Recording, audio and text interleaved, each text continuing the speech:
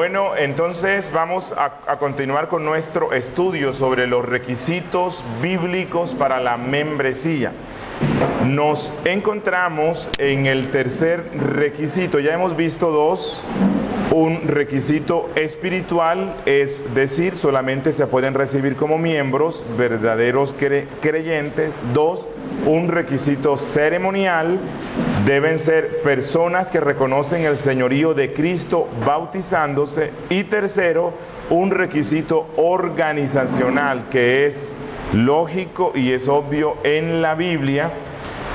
Es decir, que la persona que se recibe como miembro llegue a un acuerdo, o más bien esté de acuerdo con lo que esa asamblea cree. Una asamblea que no tiene un acuerdo en todos los aspectos de la vida eclesiástica, bueno, difícilmente podrá funcionar bien, porque precisamente una eclesía o asamblea son personas reunidas de común acuerdo en el nombre de Cristo con el fin de hacer lo que ellos por la Biblia creen es la voluntad de Cristo. Esto implica, como dije antes, que la iglesia tiene una confesión de fe. Hoy día se acostumbra a tener una declaración de fe, que es como una breve redacción de algunos de los puntos más importantes, ¿verdad? Que somos trinitarios, que creemos que la Biblia es la máxima autoridad, que la salvación es por gracia, etcétera. Y está bien en el sentido de que por lo menos tengan por escrito esto, pero cuando hablo de una confesión de fe, como luego vamos a estar viendo, es una declaración histórica, la cual me pone en acuerdo no solamente en el grupo de esa asamblea local, sino que es una declaración de fe histórica que me pone en comunión con los santos que han existido y que van a existir. Entonces, cuando una persona llega, ya sea que se convierte en la misma congregación, es bautizado allí y se va a recibir como miembro, una de las cosas que se deben hacer es enseñarle la confesión de fe. Mostrarle los estatutos de la iglesia. Puede que alguien diga, bueno, ¿y en la Biblia dónde dice que las iglesias deben tener estatutos? Bueno, tener estatutos, aunque no es un concepto bíblico, es algo de acuerdo a la razón y a la naturaleza de las cosas. ¿Por qué?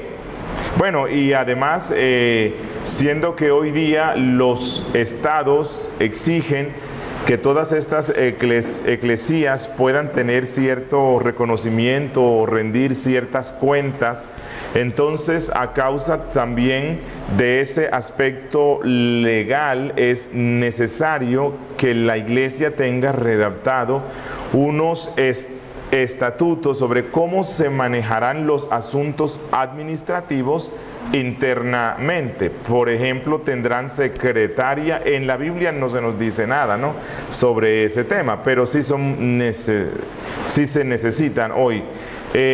Ante el Estado, ¿quién representará a la asamblea? Bueno, y el Estado pide que haya una junta directiva. Es algo que la Biblia no nos dice nada sobre ese tema, ¿verdad? Pero se necesita para mantener orden a causa de que nosotros también pertenecemos a una sociedad, pertenecemos a un Estado y debemos cumplir con el orden en lo máximo posible, en lo que no se atente contra el Evangelio. Por ejemplo,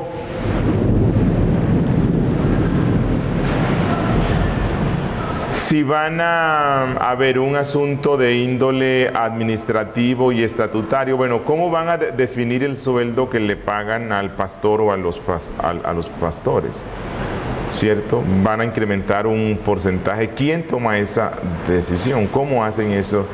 Estudio, ¿verdad?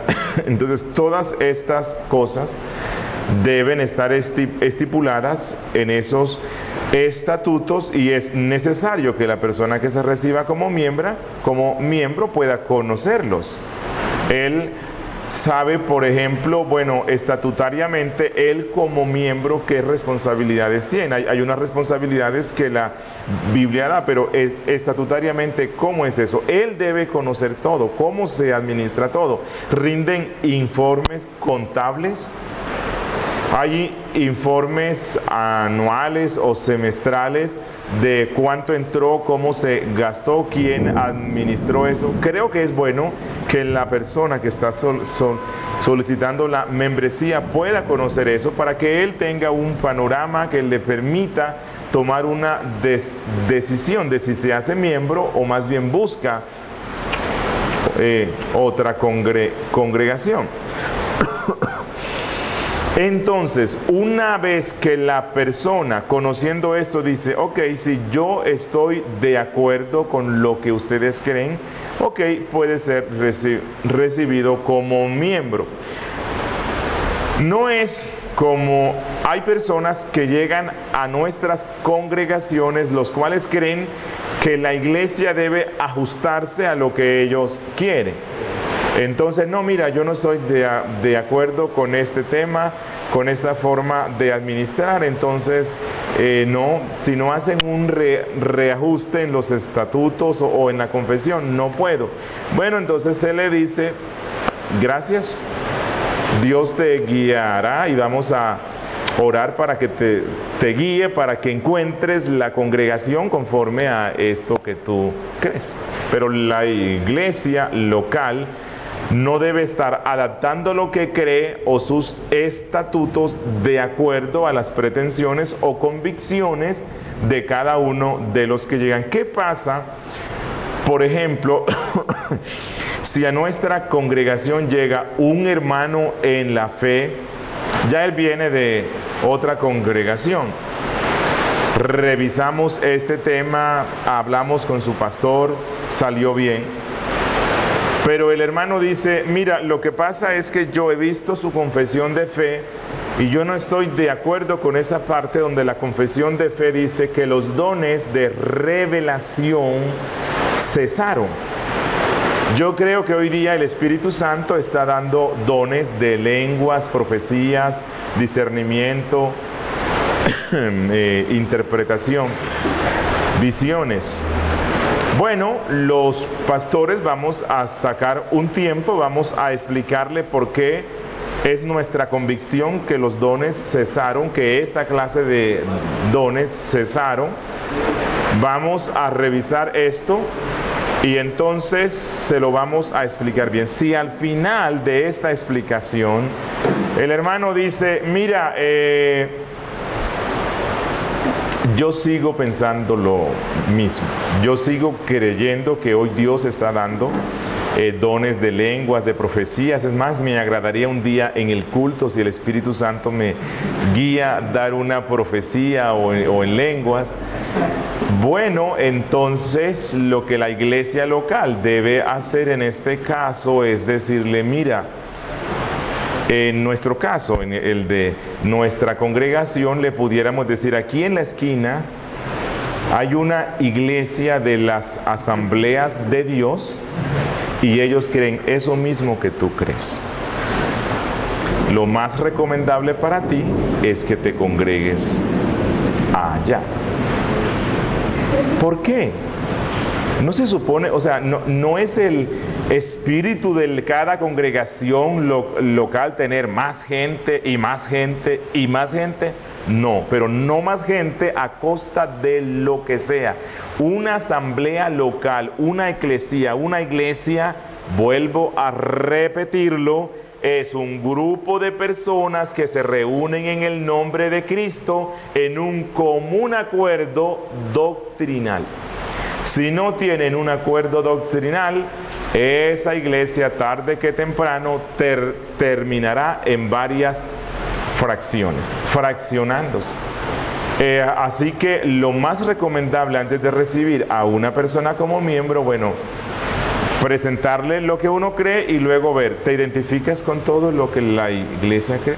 Bueno, ahora, ¿qué pasa con asuntos menores, ¿no? Se puede dar el caso de que alguien, no sé, en un aspecto de la doctrina o práctica que la iglesia tenga, como anoche conversábamos sobre el tema de los diezmos, que es un tema en el cual hay cierta divergencia, ¿verdad?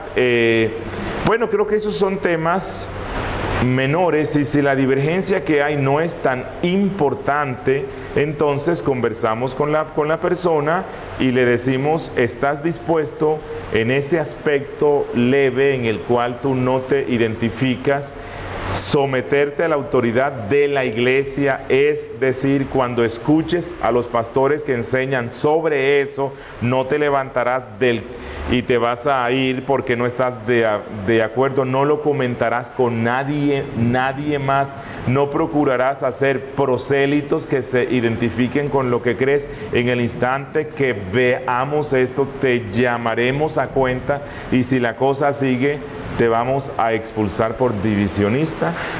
Ok. Pero tienen que ser cosas como muy pequeñas.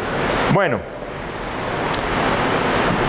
vamos a continuar viendo. Ya hemos visto los requisitos para ser recibido como miembros, que son 3. Un requisito espiritual, un requisito ceremonial, un requisito organizacional. Quiero que observemos un poco los deberes de los miembros. Deberes que los miembros tienen. O sea, cuando una persona decide unirse con una asamblea local, ¿cuáles son los deberes que él asume y que son bíblicos? Primero, congregarse fielmente.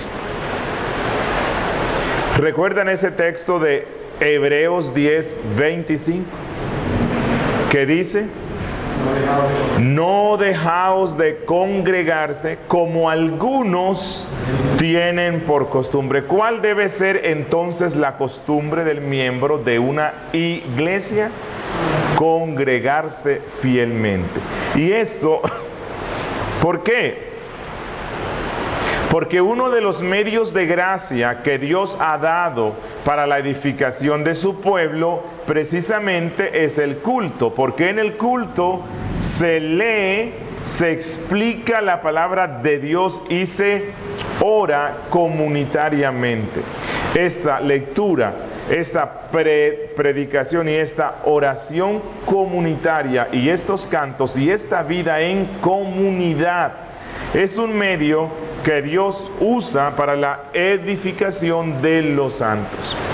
Cada quien en su casa y en el desarrollo de su vida laboral o estudiantil, siendo que está inmersa en este mundo lleno de pecado, cada quien espiritualmente va siendo afectado poco a poco por estas cosas del mundo, o tal vez llega a un punto en el cual él se cansa porque la presión que el mundo hace es mucha, las debilidades de la carne son muchas. Bueno, este hermano, todo hermano está en esa misma situación, y por lo tanto necesitamos en el calor de la comunidad de los santos encender nuestras vidas, alimentarnos, recuperar fuerzas y continuar nuestro transitar por este mundo.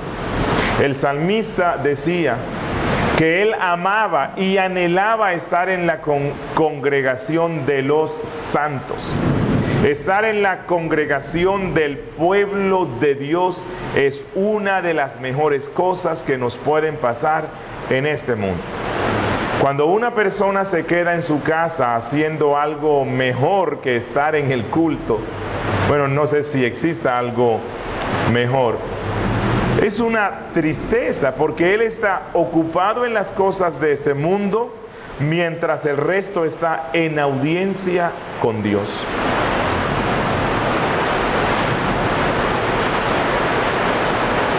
Y de una forma especial, cuando una persona se hace miembro de una iglesia bíblica, asume el compromiso particular de guardar el día del Señor, él y su casa. No tendremos tiempo para hacer un estudio sobre el día de reposo como parte de la vida eclesiástica, pero la Biblia misma le ordena a todos los creyentes a que el día de reposo, nuestro sabbat cristiano, que es el domingo, el día de la resurrección de Cristo, todo creyente lo guarde, lo aparte, cese de toda labor cotidiana y se consagre totalmente para lo que es pertinente en ese día, que es la adoración congregacional, las misericordias, visita tal vez a los que están en las cárceles, enfermos, y la predicación del evangelio. Cuando una persona es recibido como miembro, tiene que ver cuántos cultos se celebran en esa iglesia. Conocí una congregación que vino a la Reforma y traían la costumbre desde antes de tener culto todas las noches. Tenían culto el lunes, tenían culto el martes, el miércoles, el jueves, el viernes, el sábado, tenían ayuno por la mañana, culto por la tarde y el domingo culto. Bueno, si alguien se hace miembro de esa iglesia, bíblicamente, él asume el compromiso de que asistirá a todos esos cultos. Obvio, si la providencia pues no se lo... si no tiene un empleo por las noches que no le permite ir, ¿verdad? O se le presente algo. Pero si no tiene ningún obstáculo y él se queda en casa, no está cumpliendo con su responsabilidad como miembro. Porque cuando yo me hago miembro de una iglesia, asumo la responsabilidad de congregarme en todos los cultos que la iglesia tenga. Si no asisto a los cultos que la iglesia tiene, estoy incumpliendo con mi responsabilidad. Como digo, la única razón por la cual no asistiré a un culto que la iglesia tenga es porque providencialmente se presentaron situaciones tan difíciles que no puedo ir. Hoy no sé quién fue, publicó algo en Facebook y vi y me llamó la atención, y decía, no lo recuerdo bien, pero creo que decía, si no vas al culto es porque, y decía, eres más viejo que Matusalén, y presentaba como una comparación con los casos más imposibles, más difíciles. Para no asistir a los cultos es porque tengo una razón poderosa que me impide ir, pero si no tengo ninguna, si no es que estoy hospitalizado o que tengo una enfermedad grave, una fiebre alta, o en la empresa me exigieron que yo esté allí, o tal vez estoy en la universidad o cosas, si no es algo así y no me congrego en los cultos que la iglesia tiene, estoy siendo irresponsable frente al compromiso que asumí al hacerme miembro de una iglesia. Es común hoy que algunos dejen de ir a un culto porque necesita plata, necesita más plata de la que gana, y entonces encontró una buena opción de recaudar más plata trabajando el domingo, y con lo que gana podrá comprar el televisor que necesita. Decía un heredero del puritanismo en el siglo XIX, cuando en Inglaterra se inauguró el tren, y hubo una discusión nacional muy grande si era conveniente que el tren funcionara el domingo. Ellos se tomaron muy en serio esto. Ellos eran herederos del puritanismo, y un predicador dio un mensaje frente a la estación principal del tren, y una de las cosas que él dijo fue: maldito el dinero que se obtiene trabajando en el día santo. Bueno, yo sé que hay excepciones, ¿no? Hay empresas en las cuales le exigen al empleado que tenga que ir ese día. Bueno, si eso pasa, es nuestra responsabilidad orar a Dios y empezar a buscar otro empleo donde el santo día no me lo estén ocupando. Pero a lo que voy es nuestra responsabilidad como cristianos, especialmente congregarnos en el día santo, es decir, el día domingo. Si no hago esto, salvo por causas justas, peco. ¿Por qué peco? ¿Qué es pecado? Pecado, en una definición simple que un niño puede aprenderla, o sea que mañana se las voy a preguntar. Pecado es no hacer lo que Dios manda o hacer lo que Dios prohíbe. Voy a repetirlo, ¿listo? Pecado es no hacer lo que Dios manda o es hacer lo que Dios prohíbe. Nada más. No hacer lo que Dios manda o hacer lo que Dios prohíbe. Ninguna otra cosa que no pueda ser incluida aquí puede ser denominada pecado. Y ahora, ¿qué es lo que Dios manda respecto al día de reposo? Que lo guardemos. La ley de los 10 mandamientos, que es la ley moral de Dios, la cual es vigente siempre, dice en su cuarto mandamiento: acuérdate del día de reposo para santificarlo.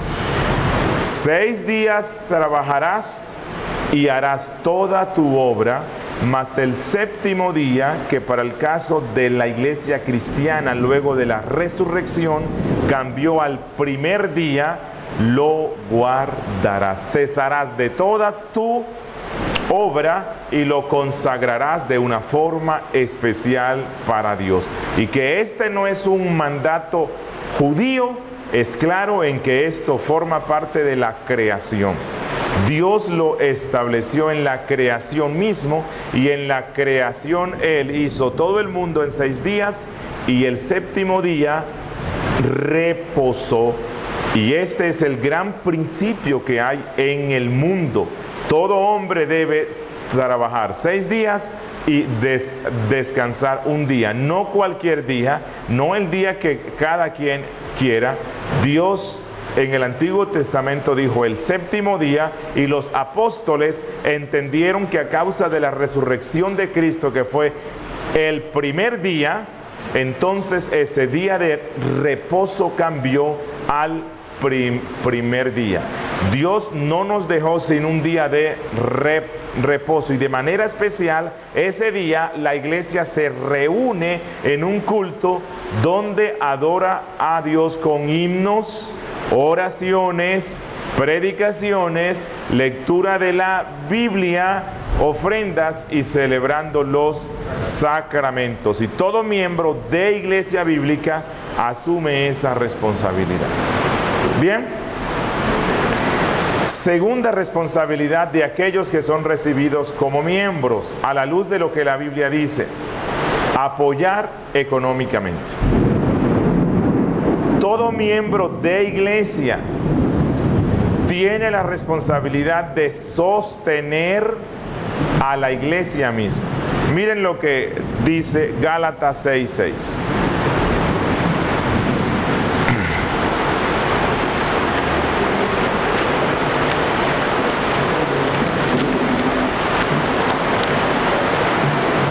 Gálatas 6:6 dice Pablo: el que es enseñado en la palabra, haga partícipe de toda cosa buena al que lo instruye. En la iglesia, ¿quiénes son los que tienen la principal responsabilidad de instruir?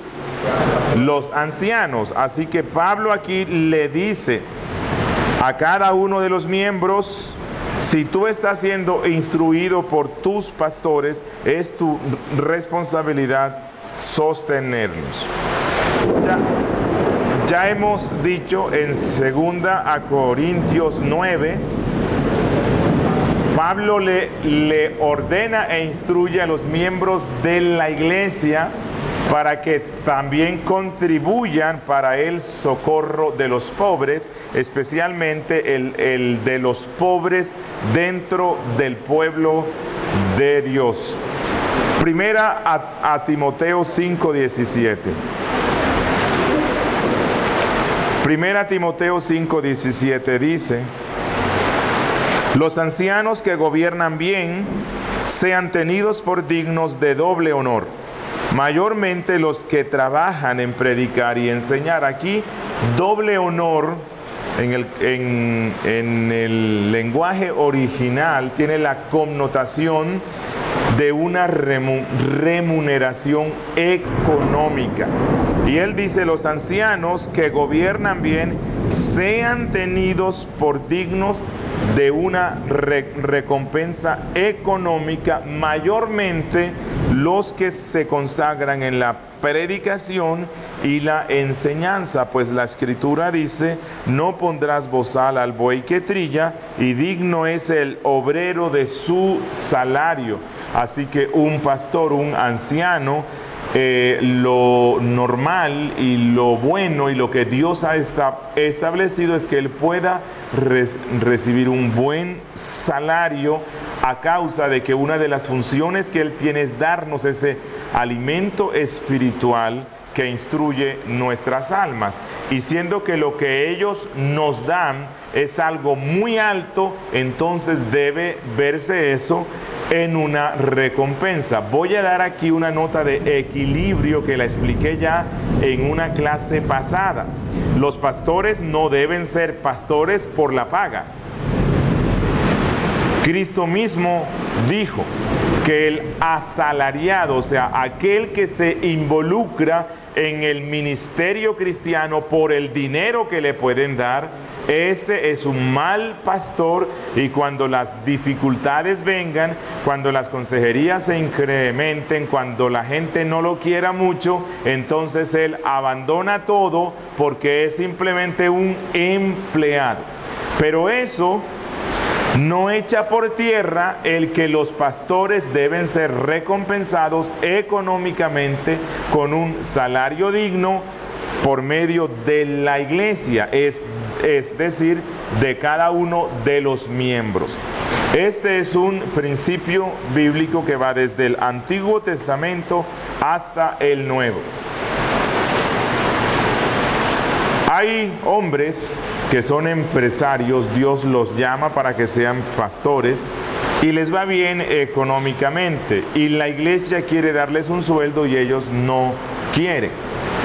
Bueno, yo pienso que lo bíblico es que él pueda recibirlo. Ahora, si él luego quiere reinvertirlo en algo de la iglesia o los más pobres, o darlo para las misiones porque es un hombre que tiene mucha plata y le sobra la plata, bueno, puede hacerlo, pero es un honor para la iglesia cuando ellos dan esa recompensa. Dice Pablo: mira, la recompensa material no es nada comparada frente a lo que ellos dan. Ellos dan es lo espiritual. Ahora, otra nota aclaratoria: aunque Pablo dice aquí son dignos de doble honor, es decir, una buena recompensa o remuneración, no significa que todos los recursos que la iglesia tenga se van a ir en el sostenimiento del pastor, porque toca que se le paguen $5,000 para que viva bien, y eso no. Pero sí, de acuerdo a las posibilidades que la iglesia tiene, debe destinar en lo máximo posible una buena remuneración. Esto es lo que dice Pablo, y esta es responsabilidad de los miembros. Tercera responsabilidad de los miembros: promover la edificación y la paz. Promover la edificación y la paz. ¿Cómo un miembro promueve la edificación? ejerciendo los dones que Dios le ha dado. A cada uno, por lo mínimo, Dios le ha dado un don. El Espíritu Santo a todo creyente le da dones, a todos. Por lo mínimo uno. Cada quien, de acuerdo al don que Dios le haya dado, debe ponerlo al funcionamiento de la iglesia local. En la Biblia se nos mencionan muchos dones. Está el don de administrar, está el don de servir, está el don de enseñar, está el don de dar. Por lo general la gente quiere que Dios le dé los dones más espectaculares, ¿no? O sea, es difícil que alguien diga, Señor, yo quiero que afirmes, yo quisiera tener el don de dar. No, el don de profeta, de pastor, de apóstol. Pablo tiene que escribir una carta, tiene que escribirle a una iglesia porque todos deseaban tener el don de las lenguas porque era lo más visible y todo el mundo quedaba impactado. Mira, y el hermano habla en chino, y el hermano habla en griego, el hermano habla en eso, wow, y todos quedaban extasiados, así no entendieran nada. Entonces Pablo viene y les dice, no, el Espíritu Santo da los dones como Él desea darlos, y anhelen los mejores dones. Y esos no eran los mejores. Por lo tanto, todo cristiano, de acuerdo al don que le ha dado Dios, debe ponerlo a disposición y debe efectivamente usarlo en la iglesia. Vamos a ir, por favor, a Primera de Pedro, capítulo 4, versículo 10. Dice, cada uno, según el don que haya recibido, ministrelo a los otros, como buenos administradores de la multiforme gracia de Dios.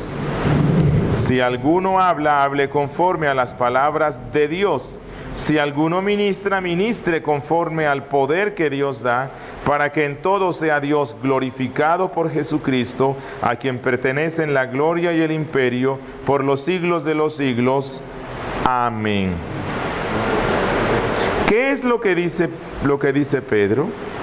Cada quien ha recibido, por lo mínimo, ¿no?, un don. Y cada uno, según el don que ha recibido, ministrelo, según esa gracia que le ha sido dada, sirva al resto. Y cada quien debe estar viendo oportunidades de servicio. En la comunidad local, en la iglesia local, hay muchas necesidades. Y qué bueno es que cada uno esté viendo cómo él puede ser partícipe para que ellas sean suplidas. Y a la misma vez todo miembro está llamado a promover la paz.